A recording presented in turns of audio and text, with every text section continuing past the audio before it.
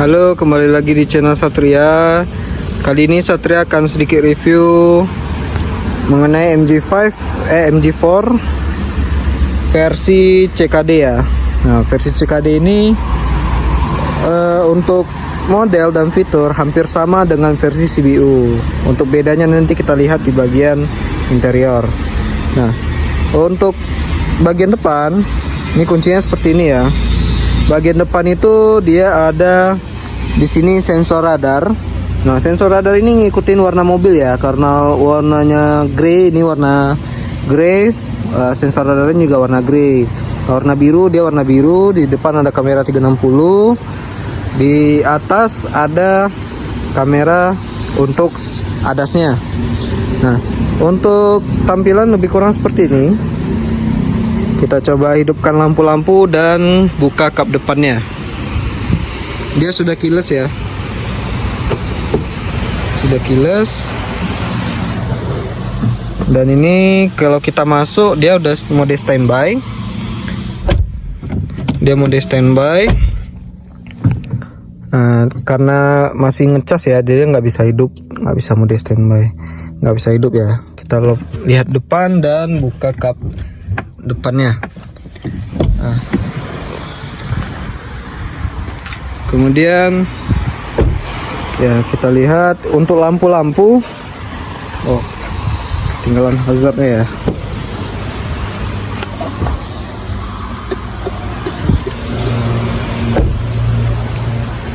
Untuk lampu dia sudah LED dan termasuk juga lampu sen. Lampu sen juga sudah LED.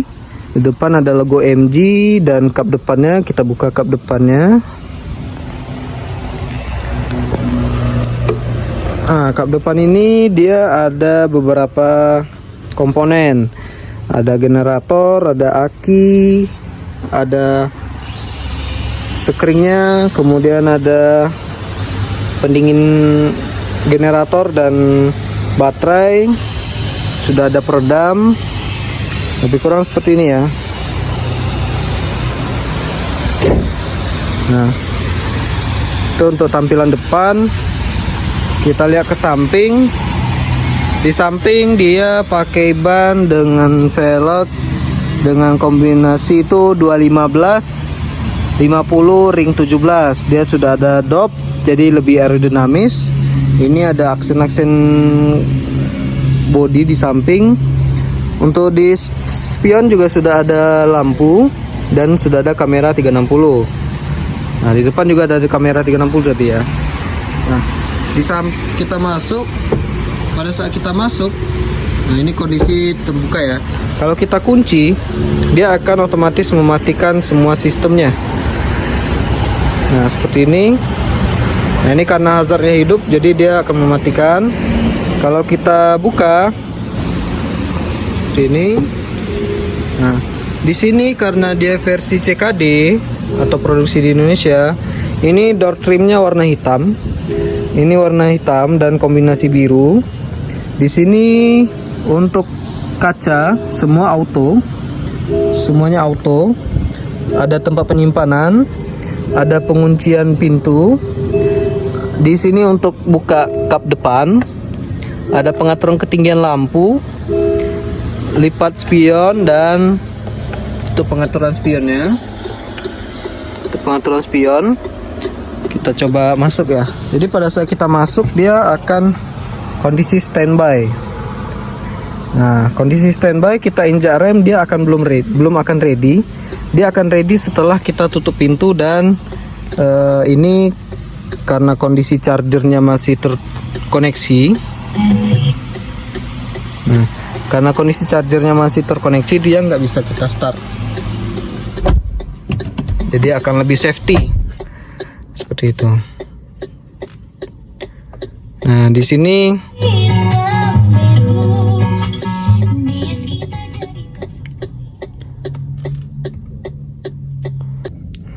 nah ini karena pada saat kita masuk dia akan kondisi standby. Dan untuk ready dia ini masih kondisi standby ya. Untuk ready kita harus injak rem sekali lagi. Nah, itu dia baru akan ready.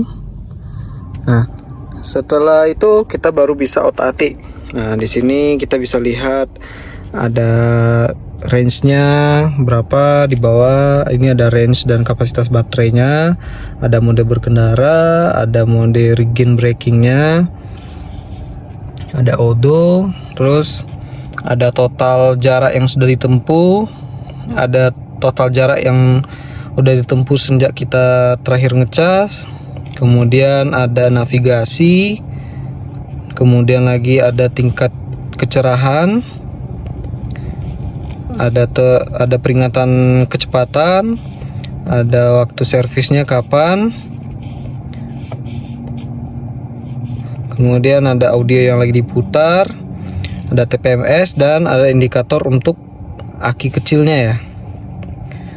Oke, nah dia di sini ada dua fungsi ya. Jadi kalau kita tekan di sini sekali, di sininya warna biru, itu artinya untuk MID. Tapi kalau kita tekan sekali lagi, di MID-nya hilang, itu untuk audio. Nah, contohnya seperti ini. Nah, kita bisa atur, atau kita bisa sambil lihat audionya ya. Nah, di situ juga berubah. Nah, kita matikan dulu. Nah, terus di sini ada tombol favorit, bisa kita setting nanti. Kalau ini sekarang lagi mode berkendara. Di sini untuk wiper. Di sini untuk pengaturan lampu, dia bisa kita setting auto ya. Auto, dan untuk sein. Seperti itu. Dia juga sudah ada kamera 360. Bisa dipilih posisi yang kita butuhkan. Nah, kemudian di sini di sebelah kiri itu ada tombol untuk voice command. Nah, navigate to Nagoya Hill. Hi, how can I help? Navigate to airport. Sorry, but there seems to be no result for airport in the map. Nah, ini karena belum dikalibrasi ya. Terus ini untuk adasnya, kita tinggal tekan ini aja, nanti adasnya akan aktif. Ini tombol favorit untuk pengaturan lainnya nanti. Ya, untuk tombol adasnya, jadi kita ngatur jarak seperti itu. Nah, kita ngatur jaraknya dari tombol di sini. Nah, untuk setir, dia tilt dan teleskopik yang cukup panjang seperti itu. Nah, di sini head unit, kita lihat ke home-nya dulu. Dia sudah ada cuaca bawaan. Ini sifatnya online ya. Jadi nanti akan ada kuota dari mobilnya, ada Android Auto, Apple CarPlay, ada indikator baterai. Ini maksimumnya, untuk chargernya berapa, untuk V2L nya kita mau batasin sampai berapa persen, untuk konsumsi baterainya berapa. Terus ini untuk audio, bisa FM AM. Kemudian lagi untuk AC, tampilannya seperti ini ya. Ini berbeda sedikit dengan yang versi CBU. Nah, dia bisa setting auto, arah semburan. Untuk settingnya itu ada pengaturan kecepatan kipasnya. Kemudian ada untuk menu berikutnya, ada AC, ada telepon, ada menu pengaturan kendaraan. Ini tadi ya. Ini untuk mode berkendaranya, ada snow, ada eco, ada normal, ada sport, ada custom. Custom ini kita bisa setting banyak ya. Kemudian untuk mode berkendara, untuk energi recovery-nya ada low, medium, high, dan adaptif. Adaptif ini menyesuaikan dengan kecepatan. Ada yang energi saving mode. Kemudian ada adasnya. Adasnya itu kita juga bisa aktifkan atau nonaktifkan. Lebih kurang seperti ini fitur-fiturnya. Kemudian untuk kenyamanan ada, nah ini tadi ya yang tombol bintang yang di setir. Tombol bintang yang di setir. Untuk kiri itu kita pilihannya ada energi recovery, drive mode, ada AC. Oh sorry, ini yang kanan ya. Ada AC, terus ada untuk kamera 360 nya. Kemudian kalau yang sebelah kiri,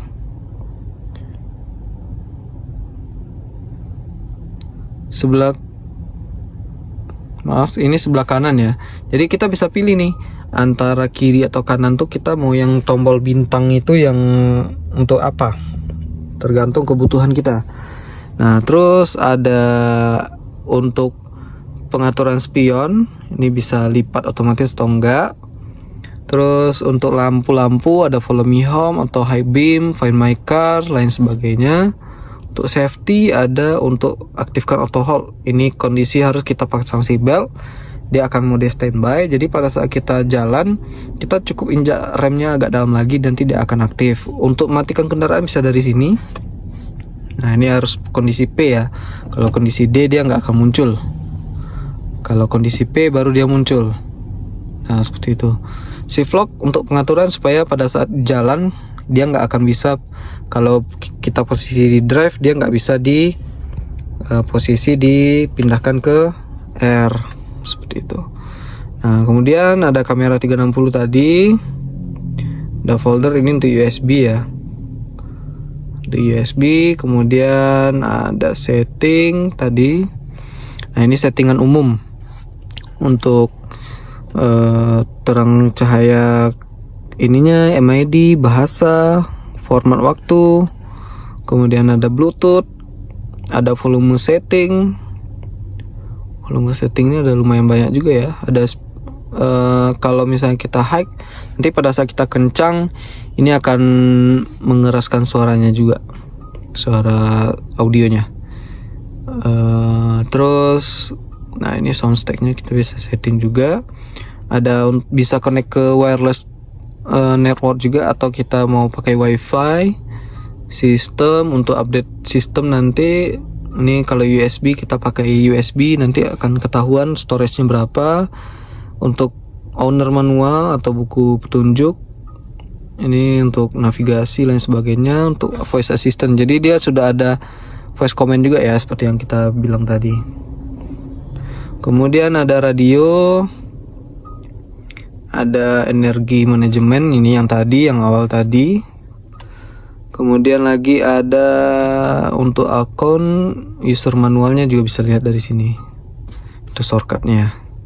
Ini shortcut untuk navigasi, audio, telepon dan kamera 360. Di sini juga ada tombol-tombol fisik untuk hazard, front defogger, rear defogger, AC. Untuk wireless charging juga ada di sini. Di sini untuk tos transmisi berbentuk putar ya. Kalau ke D kita putar kuat, kalau ke R kita putar ke kiri kuat. Kalau netral tinggal setengah, kalau parking tinggal tekan tombol. Nah, handbrake-nya juga otomatis ya. Di sini di bawah ada USB, ini untuk audio, ini untuk pengecasan, ada power outlet juga. Kemudian di bawah ada lagi tempat penyimpanan. Di bawah juga ini cup holder, ini glove box. Di sini ada jaring-jaring juga berbentuk jaring, ada tempat penyimpanan lagi. Nah, ini bedanya dengan yang versi CBU. Kalau versi CKD ini dia joknya warna hitam, kombinasi kulit dan kain di pinggirnya, termasuk juga sampai ke plafonnya warna hitam. Jadi kalau yang suka sporty atau yang kalau putih terlalu cepat kotor, versi CBU ini akan lebih aman. Untuk airbag dia ada 6 ya. Airbagnya ada 6. Untuk setir lebih modelnya seperti ini, dia flat bottom dan flat top, jadi kayak heksagonal gitu. Ini 2 palang ya, jadi kesan sportinya dapat. Nah kemudian di sini airbag ada 6, ada di depan 2, di jok sebelah kiri kanan ada 2, di pilar juga ada. Untuk seatbelt seperti itu. Ini ada kaca. Kemudian di sini juga ada tempat kacamata ya. tempat kacamata, ada lampu kabin. Ini untuk penerimaan perintah suara voice command-nya tadi. Spion auto dimming, jadi kalau ada cahaya dari belakang dia akan redup. Di bagian driver juga ada kaca. Nah, kemudian kita lanjut ke belakang. Jadi ke belakang. Nih ya, kalau untuk driver dia elektrik 6 arah. Masuk naik turun. Seperti itu. Ini udah dirakit di Indonesia ya. Jadi CKD itu rakit di Indonesia. Seperti ini tampilan belakang. Berwarna hitam dengan adanya list biru di sini. Di bagian jok. Ini seatbelt 3 titik sampai baris kedua. Untuk headrest dia ada 2 ya. Ada 2 pelipatan jok. Di sini ada isofix juga yang rapi. Jadi ada covernya lagi. Di belakang jok depan dia juga ada tempat penyimpanan seperti ini. Nah, kemudian untuk pelipatan dia 60-40 seperti ini. Ini rata lantai ya. Rata lantai, ini top tether dari isofix. Ini tampilan dari belakang. Kita lihat lampu-lampu di belakang ya. Nah, kalau mobil listrik ini kalau kita kalau nggak ada driver dia nggak bisa ready. Kalau kita duduk di driver, kondisi pintu tertutup, baru dia akan muncul ready. Nah, tapi kalau kita buka pintu atau driver turun, nanti akan hilang tulisan ready-nya. Jadi dia transmisinya nggak bisa diganti-ganti. Nah, kemudian kita lanjut ke belakang. Di belakang ini LED ya, ini juga nyala. Ini juga nyala, kalau malam hari akan kelihatan lebih terang. Ini lampu sen, lampu mundur. Di belakang juga ada fog lamp. Di bawah sini ada fog lamp. Ada sensor parkir 4 titik di sini. Sensor parkir 4 titik. Ada kamera mundur juga. Kemudian ada spoiler yang berbentuk sayap. Ada high mount stop lamp. Di sini ada antena dan rear fog lamp. Kita lihat bagasinya. Bagasinya lebih kurang seperti ini. Cukup. Di sini ada lampu. Ada tempat penyimpanan lagi di bawah. Ada tire repair kit ya. Jadi mobil listrik itu umumnya nggak pakai ban serep, tapi dikasih tire repair kit. Kurang seperti ini tampilan bagasi. Dia ada iSmart juga ya, jadi kita bisa koneksikan ke handphone. Nah, kemudian untuk port charger dia ada di sini. Kalau kondisi pintu terbuka, dia kita tinggal tekan aja, akan kelihatan ininya, akan langsung bisa dibuka. Tapi kalau posisinya terkunci, ini nggak bisa dibuka. Nah, seperti ini. Jadi akan lebih aman. Tapi kalau kondisi terbuka, dia kita tinggal tekan. Di sini ada indikator baterainya ya.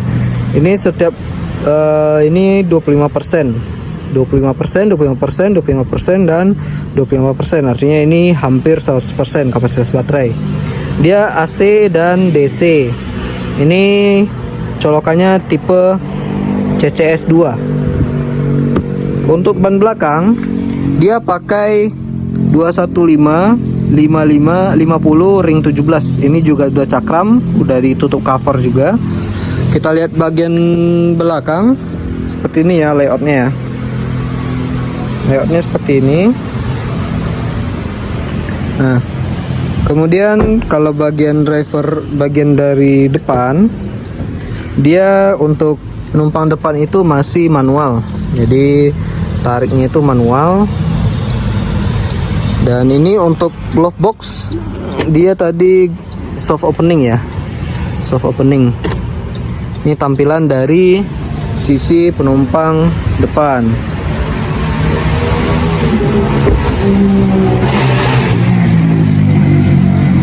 sekian sedikit review mengenai MG4EV varian CKD ya. Ini varian CKD ini cuma ada satu tipe, yakni tipe Magnify atau tipe tertinggi. Oke, sekian, terima kasih sudah menonton.